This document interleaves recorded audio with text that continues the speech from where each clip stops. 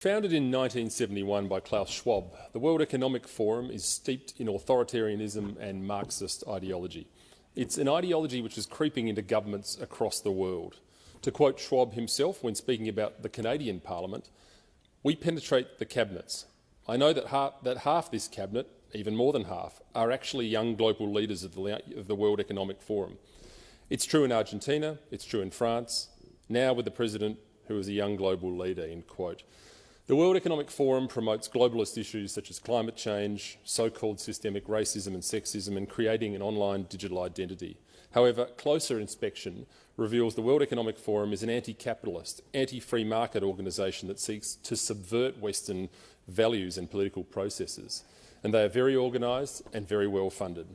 Their message is designed to appear harmless when in fact the ideology that underpins it is revolutionary and destructive. They train aspirational leaders in their ideology and help them make connections in spheres including politics, business and the arts. The World Economic Forum has consistently advocated for the harshest and most extreme COVID measures possible, including lockdowns, mandatory vaccinations, vaccine passports and mask mandates, despite these policies assaulting many of our basic liberties.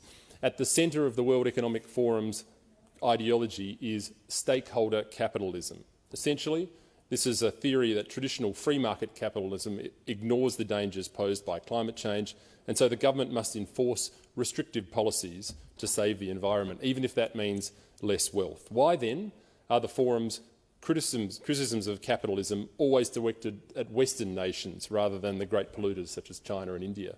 The forum believes that your freedoms should be minimised to prevent the imminent climate catastrophe, the one that's coming for 10 years in the last 50 years, by the way.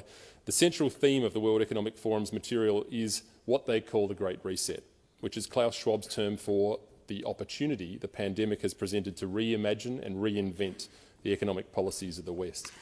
The term comes from Schwab directly himself with his 2020 book entitled The Great Reset. In a now-deleted video titled 8 Predictions for the World in 2030, the World Economic Forum claimed that "you'll own nothing and you'll be happy," a slogan that hits the same dystopian note as "work makes you free and ignorance is strength." You don't have to be a political philosopher to figure out that if you own nothing, the state owns everything. There's a word for this. It's called communism. The World Economic Forum and its affiliates shamelessly promote the abolition of private property, a central facet of Karl Marx's demented utopian ideology which led to the deaths of tens of millions of people worldwide in the 20th century. To quote Margaret Thatcher, quote, "Communism never sleeps, never changes its objectives, and nor should we." No matter how sophisticated the World Economic Forum tries to make the abolition of private property around the world sound, the fantasies of Karl Marx always lead to the crushing of individuals' liberties and lives and the expansion of the state's tyranny and power.